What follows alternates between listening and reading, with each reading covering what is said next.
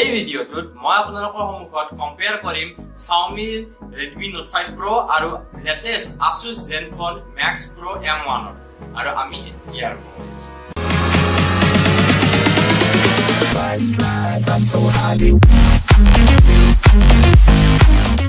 নমস্কাৰ বন্ধু বান্ধৱীসকল, মই হলো অবিনাশ শৰ্মা আৰু স্বাগতম জনাইছো আপোনালোক সকলোকে আছামিজ টেক গুৰু নামৰ এই ইউটিউব চেনেলটোলৈকে।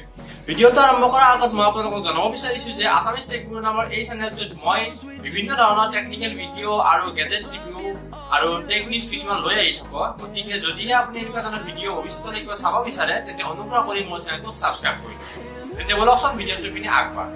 Xiaomi আজি কেইমাহমান আগতে তেওঁলোকৰ Redmi Note 5 Pro মোবাইলটো মাৰ্কেটত লঞ্চ কৰিছিলে, যিটো মোবাইল 15,000ৰ ভিতৰত বেষ্ট মোবাইল বুলি ক'ব পাৰি।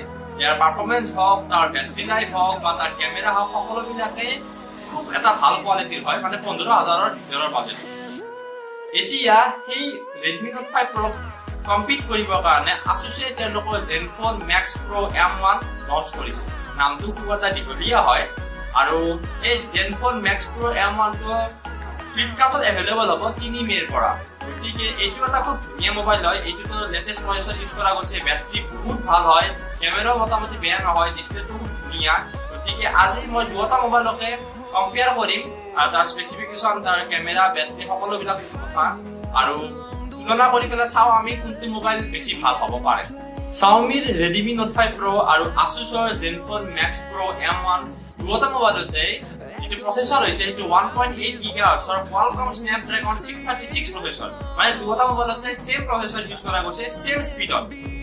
গতিকে প্ৰচেছৰৰ ফালৰ পৰা আমাৰ বিশেষ একো কৰিবলগীয়া নাই, গোটেইখিনি বস্তু একেই হয়। কিন্তু Asusৰ Zenfone Max Pro M1ত তেওঁলোকে লেটেষ্ট Android 8.1 Oreo দিছে। আনহাতে Redmi Note 5 Pro আপুনি Android Nougat মানে 7.1 হে পায়। তাৰ মানে অপাৰেটিং চিষ্টেমৰ ফালৰ পৰা Asus লেটেষ্ট হয়। Xiaomi Redmi Note 5 Pro টো অলপ পিছ পৰিল। কিন্তু Xiaomi অলৰেডি আনাউন্স কৰি দিছিলে যে তেওঁলোকে অতি সোনকালে Redmi Note 5 Pro কাৰণে Android Oreo আপডেট লঞ্চ কৰিব, কিন্তু তাৰ কাৰণে আমি এতিয়া ৰ'ব লাগিব। এতিয়া এইটো ডিসপ্লে আৰু ডিজাইনৰ বিষয়ে। Xiaomi Redmi Note 5 Pro আপুনি 5.99 ইঞ্চিৰ Full HD Plus ডিসপ্লে পাই যায়, যাৰ এস্পেক্ট ৰেশিও হৈছে 18:9। আনহাতে আপুনি Asusৰ Zenfone Max Pro M1 তো আপুনি 18:9 এস্পেক্ট ৰেশিওৰে ডিসপ্লে পাব আৰু সেইখনো 5.99 ইঞ্চিৰ Full HD Plus IPS LCD display হয়। মানে ডিসপ্লেৰ ক্ষেত্ৰত আৰু এস্পেক্ট ৰেশিওৰ ক্ষেত্ৰত দুখন ডিসপ্লে সেম, কোনো ধৰণৰ ডিফাৰেন্স নাই। কিন্তু ডিজাইনৰ ক্ষেত্ৰত Asusৰ Zenfone মোবাইলটো খুব এটা ধুনীয়া নহলেও বেয়া নহয় আৰু বডিটো এনেকুৱাকে বনাইছে যেন আপুনি মানে মোবাইলটো চালে প্ৰথমতে আপুনি ডিসপ্লেখনে চকুত পৰিব। কিন্তু Xiaomi Redmi Note 5 Pro এটা বিৰাট ডাঙৰ ড্ৰবেক হৈছে ডিজাইনৰ ক্ষেত্ৰত, যে তাৰ ডুৱেল কেমেৰা, যিটো পিছফালে কেমেৰা আছে সেইটো আপোনালোকে হয়তো নটিচ কৰিছে যে পিছফালৰ কেমেৰাটো অকণমান হাইট আছে, মানে এটা বাম্প আছে, যাৰ কাৰণে আপুনি কৰবাত যদি টেবুলত মোবাইলটো থয় তেন্তে কেমেৰাটো আগে টাচ হয় আৰু গ্লাছখন ভৱিষ্যতলৈকে ডেমেজ হ'ব পাৰে বা স্ক্ৰেচ এইবিলাক হ'ব পাৰে। গতিকে সেইটো এটা সুবিধাজনক ডিজাইন নহয়, সেইটো এটা ড্ৰবেক হৈছে Redmi Note 5 Pro। এতিয়া আহিছো দুটা মোবাইলৰ কেমেৰালৈ। Xiaomi Redmi Note 5 Pro আপোনাৰ পিছফালে ডুৱেল কেমেৰা পোৱা যায়, যিটো এটা 12 মেগাপিক্সেল হয় আৰু আনটো 5 মেগাপিক্সেল হয়, য'ত আপোনাৰ পোৰ্ট্ৰেট শ্বট সাপোৰ্ট কৰে আৰু ইলেক্ট্ৰিকেল ইমেজ ষ্টেবিলাইজেশ্যনো দিয়া হৈছে ভিডিঅ' ৰেকৰ্ডিঙৰ কাৰণে। আৰু Redmi Note 5 Pro যিটো ফ্ৰণ্ট কেমেৰা হয় সেইটোত আপুনি 20 মেগাপিক্সেল সেলফি কেমেৰা পাব, প্লাছ আপুনি LED ফ্লাছ ফ্ৰণ্টটো পাব আৰু কেমেৰাৰ কোৱালিটি খুব ধুনীয়া। এই ভিডিঅ'টো সদ্যহতে মই Redmi Note 5 Pro ফ্ৰণ্ট কেমেৰাৰে ৰেকৰ্ডিং কৰি আছো। গতিকে কেমেৰা খুব বঢ়িয়া, মানে 15,000ৰ ভিতৰত চবতকৈ ভাল কেমেৰা ফটো কোৱালিটি বা ভিডিঅ' কোৱালিটি বুলি ক'লে ভুল নহ'ব।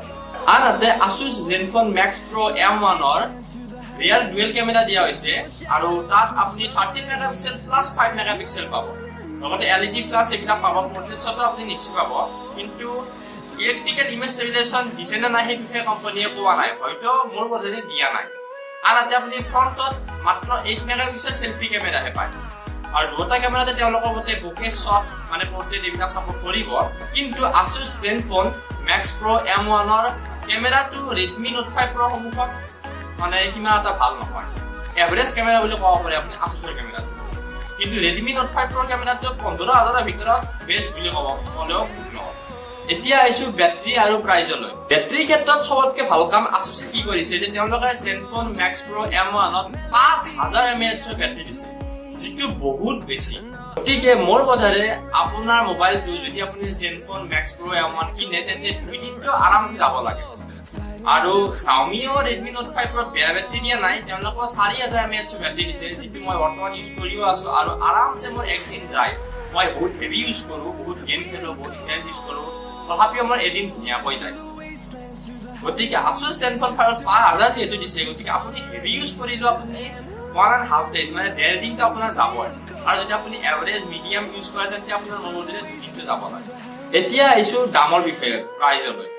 Redmi Note 5 Pro আপুনি 4GB RAM আৰু 64GB ভাৰ্চনটোৰ দাম হৈছে 14000 টকা। আনহাতে 6GB RAM আৰু 64GB ভাৰ্চনটোৰ দাম হৈছে 17000 টকা। কিন্তু Asus তেওঁলোকৰ ZenFone Max Pro M1 ৰ যিটো 3GB RAM আৰু 32GB ফোন মেমৰি ভাৰ্চন আছে সেইটো দাম লাগিছে 11000 টকা। আনহাতে 4GB RAM আৰু 64GB ভাৰ্চনটোৰ দাম লাগিছে 13000 টকা। তাৰ মানে সেম মোবাইল Asusৰ ZenFone Max Pro M1 টোৰ দাম 1000 টকা কম Xiaomi Redmi Note 5 Pro। গতিকে দুয়োটাতে কিছুমান প্লাস পইণ্ট মাইনাস পইণ্ট আছে, যেনেকৈ আপুনি battery ZenFone Max Pro M1 ত বেছি পাব, কিন্তু কেমেৰা আপোনাৰ Redmi Note 5 Pro বেছি ভাল। বাকিখিনি মোটামুটি একে বুলি ক'ব পাৰি। গতিকে এতিয়া আপোনাৰ ওপৰত ডিপেণ্ড কৰিব কি আপুনি কোনটো বিচাৰে, আপোনাৰ কাৰণে কেমেৰা বেছি ইম্পৰ্টেণ্ট নে আপোনাৰ কাৰণে বেটাৰী বেছি ইম্পৰ্টেণ্ট। যদি বেটাৰী বেছি ইম্পৰ্টেণ্ট তেন্তে মোৰ বোধেৰে আপোনাৰ কাৰণে Asus ZenFone Max Pro M1 টো বেছি ভাল হ'ব, আৰু যদি কেমেৰা বেছি ইম্পৰ্টেণ্ট তেন্তে Redmi Note 5 Pro টো মোৰ বোধেৰে বেছি ভাল হ'ব। কিন্তু এটা নিগেটিভ পইণ্ট কি হৈছে কি Redmi Note 5 Pro মোবাইলটো আপুনি ফ্লেশ সেলত কিনিব লাগে, আৰু এইটো বহুত অসুবিধা আপুনি পাওঁতে ফ্লেশ সেলত। কিন্তু Asus ZenFone টো 3 মেৰ পৰা ফ্লেশ সেল নাথাকিব, অপেন সেল হ'ব, গতিকে সেইটো সহজতে পাই যাব লাগে। গতিকে বন্ধু-বান্ধৱীসকল Asus ZenFone Max Pro M1 আৰু Redmi Note 5 Pro এই দুটা মোবাইলৰ যিটো আপোনালোক ভিডিঅ' হয়, এই ভিডিঅ'টোত ইমানে। আশা কৰিছো কম্পেৰিজনখিনি আপোনালোকৰ ভাল লাগিছে। যদি ভিডিঅ'টো ভাল পাইছে তেন্তে প্লিজ ভিডিঅ'টো লাইক আৰু শ্বেয়াৰ নিশ্চয় কৰিব, আৰু তলৰ কমেন্ট সেকশনত আপুনি লিখিবলৈ নাপাহৰিব কি আপুনি কি ভাবে আৰু আপোনাৰ মতে কোনটো মোবাইল বেছি ভাল হ'ব। আৰু বন্ধু-বান্ধৱীসকল যোৱাৰ আগতে অনুগ্ৰহ কৰি মোৰ চেনেলটো সাবস্ক্ৰাইব কৰি দিব। ভিডিঅ'টো চোৱাৰ কাৰণে ধন্যবাদ। পুনৰ লগ পাম পৰৱৰ্তী ভিডিঅ'ত, তেতিয়ালৈকে বিদায়।